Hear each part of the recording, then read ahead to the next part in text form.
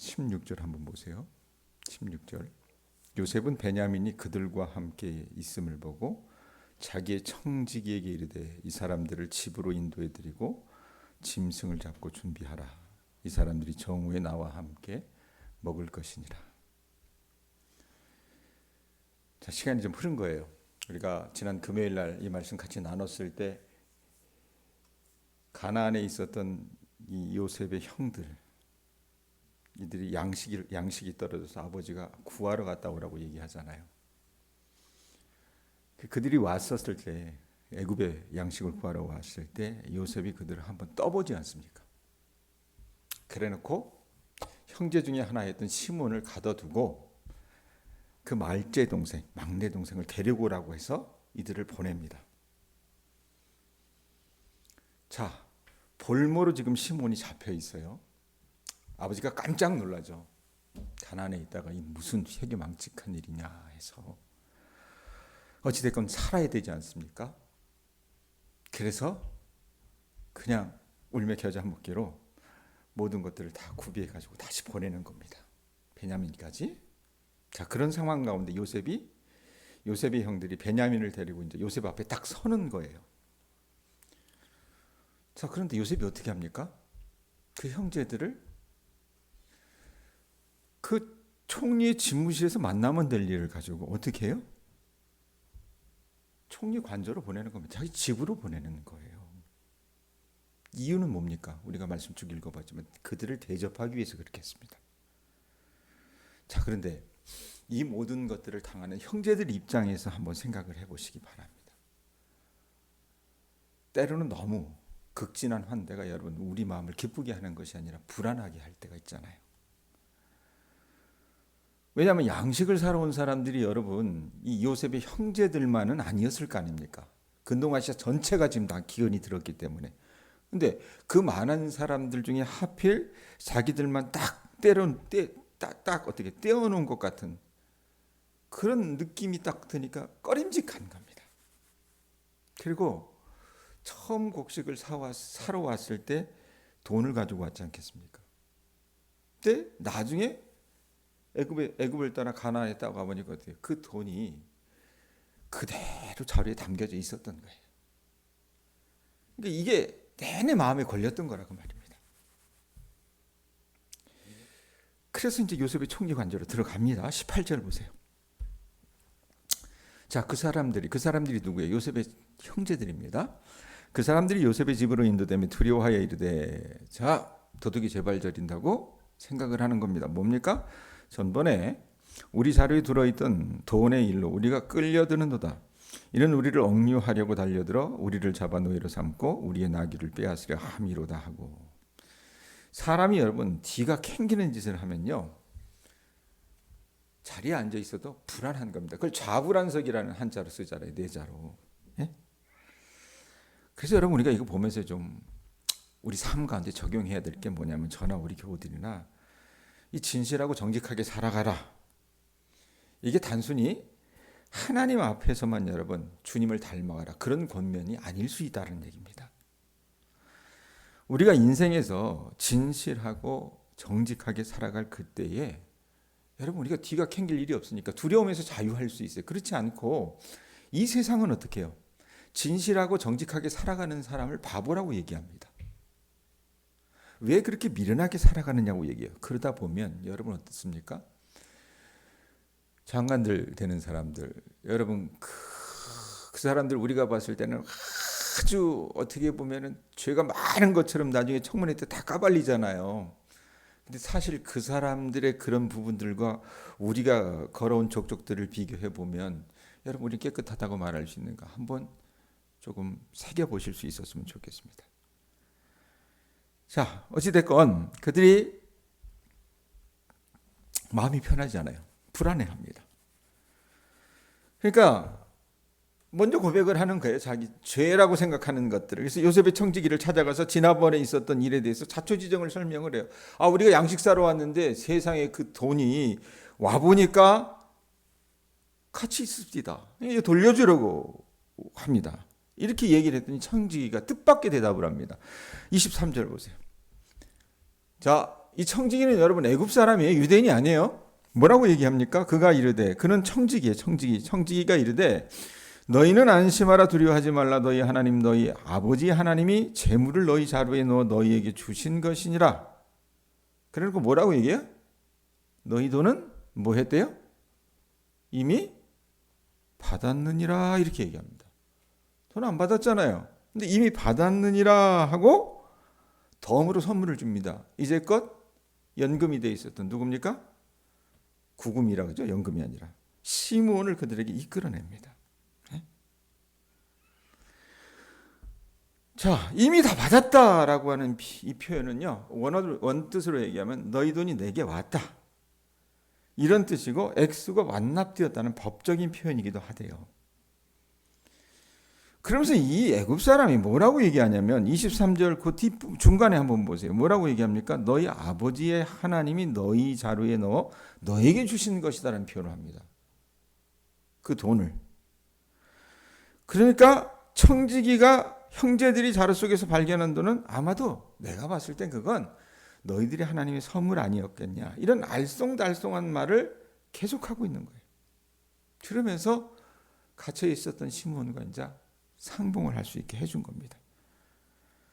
자, 그런 상황 가운데 요셉이 자기 관저에 이제 도착을 하는 거예요. 26절 보세요. 요셉이 집으로 오매 그들이 집으로 들어가서 예물을 그에게 드리고 땅에 엎드려 절하니. 지체 높은 사람이잖아요. 형제들은 아직 요셉이 누군지를 몰라요. 그러니까 이렇게 환대를 해주는 거 아닙니까? 그래서 요셉에게 모두 큰절을 했습니다.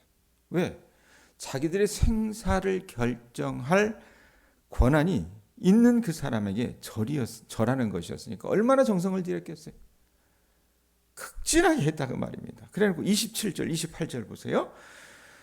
자, 그들이 절을 받은 요셉이 뭐라고 얘기합니까? 요셉이 그들을 불러 그들의 안부를 물으며 이르되 너희 아버지 너희가 말하던 그 노인이 안녕하시냐? 아직도 생존해 계시느냐? 28절 그들이 대답하되 주의 종 우리 아버지가 평안하고 지금까지 생존하였나이다 하고 머리 숙여 절했다라고 얘기합니다. 자, 인사를 받은 요셉이요. 이 사람이 여러분 지금은 형제들 입장에서는 애굽의 총리일 뿐이에요. 자기들하고 피 한 방울 안 섞였다고 생각하는 거예요. 그리고 외국인이에요. 애굽 사람이라고 생각했다고 말입니다. 그런데 아니 그 국정하기도 바쁜 사람이 이 형제들의 아버지 야곱의 안부를 묻는 겁니다. 형제들이 의아하죠. 그러면서 그들을 낮춰 다시 절하면서 어떻게 합니까? 우리 아버지 잘 계세요. 평안히 잘 계세요. 이런 대답을 해요. 그래서 딱 보니까 여러분 다시 한번 보세요. 16절에 보세요. 16절에 보면 누가 같이 와요? 거기 보면 16절에 요셉은 베냐민이 그들과 함께 있음을 보고, 이 표현이 있잖아요. 베냐민도 데려왔단 말이에요. 예? 자기 친동생이잖아요. 유일한 어떻게 보면 혈육이지 않습니까? 나머지는 다 배가 다르니까. 그 친동생 베냐민이 딱 눈에 들어온 겁니다. 베냐민을 보고 요셉이 어떻게 합니까? 복을 빌어줘요. 세번역 성경에는 이 베냐민을 보고 복을 빌어주는 내용을 어떻게 푸느냐면, 귀엽구나, 하나님이 너에게 복을 주시기를 빈다, 이런 표현으로 풀어납니다. 여러분, 사실 이때 베냐민의 나이는요, 어린아이가 아닙니다. 왜냐하면 이 이후에 물론 베냐민이 집안의 말째여서 형제들에게 어린아이 취급을 받을 수는 있겠으나, 이 이후 창세기 46장에 보면은 이들이 다시 가나안으로 돌아가서 애굽의 총리가 된 요셉에 대해서 아버지에게 이야기하고 가나안으로 다 그 식구들을 드리잖아요. 드릴 때에 이끌고 간 무리의 목록에 따르면, 거기 기록되어 있는 목록에 따르면 베냐민의 아들들이 자그마치 10명이었어요. 그러니까 10명의 자녀를 둔 아버지면요, 애가 아니잖아요. 근데 그런 베냐민을 두고 애라고 말할 수 있는 사람은 누구예요? 아이라고 말할 수 있는 사람. 친형밖에 없죠. 이것도 이제 그 뭔가 좀 이상한 거예요. 30절 보세요. 요셉이 아우를 사랑하는 마음이 복받쳐 급히 울 곳을 찾아 안방으로 들어가서 울고 그랬어요. 감정을 억누르지 못하는 겁니다. 복받쳐 오르는 감정을. 친동생 베냐민을 탁 보는 순간 누가 생각났겠어요? 돌아가신 자기 어머니 리브가. 그럼 나타가 돌아가셨잖아요. 그리고 자식들의 원망을 들으면서까지 유독 자기를 편애하셨던 자기 아버지 야곱. 이 두 사람의 모습이 눈에 선하지 않았겠어요? 그래서 어떻게 하는 겁니까? 따로 안방으로 들어가서 울고 나온 거예요. 자, 그래 놓고 나서 그 형제들과 함께 식사를 같이 합니다. 말씀해 보면 상을요, 세 군데로 차려요. 세 군데로 차립니다. 자, 요셉상이 하나 있을 거 아니에요. 왜 요셉상이 독상이냐? 이 사람 총리잖아요. 총리라는 신분 때문에 혼자 먹었을 것이고. 그 다음에 애굽 사람들은 그 당시로 보면요, 우리로 얘기하면은 미국 사람, 미국 시민권 가진 사람들이라고 보시면 될 것 같아요. 여러분, 지금 트럼프를 쫓아다니는 그 마가라고 하는 사람들이 백인 우월주의 어떤 의식을 갖고 있어요. 그래서 그 사람들이 꿈꾸는 여러분 미국의 이상향의 미국은 뭐냐면은 미국 땅에서 백인이 아닌 사람들을 다 몰아내는 거예요. 왜 그렇게 생각을 합니까? 자기들이 1등이라고 생각을 하는 거예요. 그러니 유색 인종들은 사람으로 여기지 않는 겁니다. 왜 그 얘기를 하냐면 지금 이 당시에 애굽 사람들이 그런 비슷한 의식을 갖고 있었다는 겁니다. 이방인들은요, 야만인이에요. 옛날 여러분이 조선시대 뭐 그런 얘기 했잖아요. 중국 사람들이 조선을 어떻게 생겼냐. 오랑캐라 그랬어요. 오랑캐. 그러니까 이방인들, 이 유대인들은 야만인이고 자신들은 그 사람들보다 훨씬 우수한 민족이라고 생각했기 때문에 이 요셉의 형제들, 이 이방인들, 오랑캐들하고는요, 같이 식사를 할 수 없는 거예요. 그러니까 자기들 상 따로 차리고 형제들의 상 따로 차린 거라 그 말입니다. 자, 그런데 여기서도 싱통방통한 일이 일어납니다. 33절 보세요. 자, 상을 차려줬을 거 아니에요. 33절 뭐라고 얘기합니까? 같이 한번 읽어봐요. 33절 읽습니다. 시작. 그들이 요셉 앞에 앉되 그들의 나이에 따라 앉히게 되니 그들이 서로 어떻게 여겼대요? 이상히 여겼더라. 자, 요셉 빼고 형제들 11명이 다 온 거예요. 11명이 다 왔는데, 예? 그러면 그냥 자기네들 마음대로 앉을 수 있잖아요. 근데 요셉이 어떻게 해요? 그러지 말고 루벤, 당신이 여기 앉아요. 그 다음에 시몬, 당신은 그 다음. 그 다음에 레이, 일로 와서 세 번째 앉으세요. 그 다음에 유다, 여기 다섯 번째 앉으세요. 아니, 네 번째 앉으세요. 이런 식으로 해가지고 형제들의 나이 순서대로 자리를 다 배정을 해주는 거예요. 네? 형제들이 여러분 지금껏 당황한 일들이 여럿 있었어요. 처음에 곡식을 사러 왔을 때 요셉이 이 형제들을 간첩으로 몰았지 않습니까? 그 일이 있었고, 그리고 오늘 43장 말씀에서 살폈듯이 양식만 사가지고 가면 될 일을 굳이 어떻게 합니까? 이 총리라고 하는 사람이 자기 집으로 불러들였잖아요. 이것도 미심쩍은 거예요. 그리고 청지기에게 얘기합니다. 우리가 집에 가보니까 그 돈이 그대로 있으라 얘기하니까 청지기가 뭐라고 해요? 그 지난번 곡식값 이미 받았다라고 이야기하면서 돈을 받지 않은 일, 이것도 의아스러운 거예요. 또 적어도 이 상황에서는 요셉이 이전처럼 그들을 의심하지 않는 것처럼 보입니다. 그리고 자꾸 어떻게 해요? 그 형제들의 아버지 야곱의 안부에 대해서 묻는 것, 이 모든 것들이 여러분 형제들을 자꾸 놀라게 하는 일들이었다고 말입니다. 뭐지? 알고 하는 건가? 깜짝깜짝 놀라는 거예요. 자, 그런데 지금 여러분 이 마지막 행동은 어떻게? 요셉이 형제들의 나이를 묻지도 않은 상황 속에서 그들 나이 순서대로 앉히고 있잖아요. 그러니까 이 일은요, 앞의 일들과는 여러분 비교도 할 수 없는 아주 충격적인 사건이었다고 말입니다. 그래서 형제들이 어떻게 해요? 이상히 여겼다 그랬잖아요. 예? 너무 어리둥절한 거예요. 자, 그래 놓고 33절에 어떻게 합니까? 요셉이 형제들에게 각기 먹을 것을 나눠줍니다. 나눠주면서 베냐민에게는 몇 배나 줬다 그래요? 5배나 줬대요. 5배나. 여러분, 그날 다른 형제들의 상에 다른 사람들에게는 먹을 것을 아주 조금 주었다면 몰라도 모든 형제들에게 다 넉넉히 줬을 겁니다. 그렇다면 뭐 베냐민의 배가 다른 사람들보다 유난히 크지 않는 한 5배를 주었다는 것은요, 뭐 굳이 어렵게 생각하지 않아도 됩니다. 모두 풍성하게 먹었는데 이 5배를 주었다는 건 뭐냐면 그 동생 베냐민을 편애했다는 얘기입니다. 그런데 이 형제들은 편애에 대한 상처가 있었어요, 없었어요? 있었다고 말입니다. 그런데도 지금은 달라진 게 뭐냐면 이번에는 그 요셉이 그 베냐민을 편애하는 것을 보고 시기하지 않는 거예요. 희생하지 않는 거라고 말입니다. 아마 요셉 입장에서는 형제들의 마음이 좀 바뀌었나? 이걸 확인해 보고 싶어서 한 행동이지 아니었을까 싶어요. 감사하게도 이 형제들이 23년의 시간이 지났잖아요. 그 오랜 연단을 통해서 이 시기심, 그들 안에 있었던 이 마음의 상처들, 이것들을 극복하고 타인을 위한 복, 그것이 자기에게 기쁨이 될 수 있다라고 하는 것을 아는 아량 있는 사람으로 바뀌어갔다는 얘기입니다.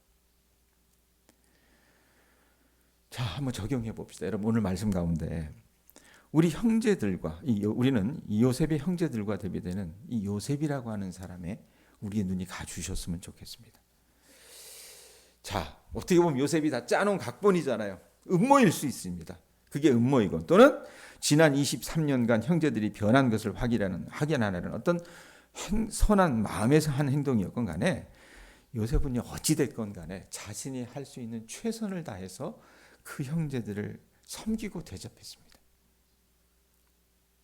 더비 요셉이 자기 친동생인 베냐민을 보자 이제껏 억눌렀었던 속정이 타올라서 급히 방으로 들어가 울음을 터뜨렸어요. 이런 23년의 세월의 그리움과 용서의 마음이 아주 응축된 요셉의 눈물이기도 하지만 여러분, 이건 한편 뭐예요? 죄인된 우리를 향한 하나님의 뜨거운 사랑하심과 긍휼하심을 볼 수 있는 부분인 것도 같습니다. 우리 교인들 보면 여러분들은 나는 우리 교인들에 대해서 감정이 없어요. 정말 사랑하고 아껴요. 근데 아끼다 보니까 우리 교인들하고 있어 보면은 너무 고생을 많이 하셨어요. 한 분도 어떻게 보면은 손에 물 하나 안 묻히고 그냥 그렇게 평안히 잘 사신 분들은 없습니다, 거의. 근데 그렇게 고난을 많이 겪다 보면 언제도 제가 말씀해 드렸던 것처럼 우리 시선이 좁아져요. 시선이 좁아지면 어떻게 합니까? 타인에 대한 아량, 베품 이런 것들에 대해서 인색해지기가 쉽습니다. 아니 설령 내가 그 모든 것들을 탈피해서 요셉처럼 부유하게 되었다 하더라도 여러분, 내가 많이 가져서 베풀 수 있는 건 아니에요. 제가 예전에 한번 설교하면서 말씀드렸지만 제가 예전에서 연희동에서 살 때 그 연희동에 머리를 깎으러 다녔던 이발소 아저씨가 계시는데 그분이 은평구 어느 쪽에 건물 한 동을 갖고 계세요. 근데 그분이 하시는 얘기가 뭐냐면 자기보다도 돈 많은 사람이 연희동에 많거든요. 그분이 근데 지나가면서 하시는 말이 뭐냐면 젊은이 무엇이 부자인지 알아? 말씀하시면서 하신 얘기가 뭐냐면 자기 지갑 안에 내가 남들과 함께 나눠 쓸 수 있는 돈이 있는 사람이 부자야, 이 표현을 하시더라고요. 아무리 내 통장에 잔고가 많아도 아무리 내가 이전에 고생을 했지만 지금은 먹고 살만 해도 여러분, 타인에게 아량을 베풀고 베풀 수 있는 그런 부자의 마음을 갖기는 쉽지가 않습니다. 저는요, 하나님께서 우리 교인들에게 이런 마음으로 좀 바꿔주셨으면 좋겠습니다. 작은 것부터 실천해서 여러분들의 손길을 통해서 여러분 주변 사람들이 여러분의 사랑 때문에 치유를 경험했으면 좋겠다라는 생각을 좀 해봅니다. 자, 요셉이 눈물을 씻고 나와서 차린 그 식탁을 차린 것은 단순한 식사 제공이 아니에요. 그걸 넘어서서 상처나고 깨어진 관계를 이제는 샬롬, 평화의 잔치로 치유하시려는 요셉의 뜻이기도 하지만 하나님의 뜻이기도 하다고 말입니다. 여러분, 주님은 우리의 연약함과 허물에도 불구하고 뜨거운 마음으로 여러분과 저를 끌어안아 주시는 사랑의 아버지세요. 오늘 하루도 우리 교우들이 힘든 하루를 살아가실 수도 있습니다. 그렇지만 그런 때일수록 우리를 향한 이 아버지의 사랑, 요셉을 보면서 이 아버지 하나님의 사랑을 생각하시면서 여러분들이 그 사랑에 촉촉히 젖어들어서 힘을 얻고 살아나가실 수 있었으면 좋겠습니다. 그런 은혜가 우리 가운데 있을 수 있기를 주님의 이름으로 축원드립니다. 기도하겠습니다.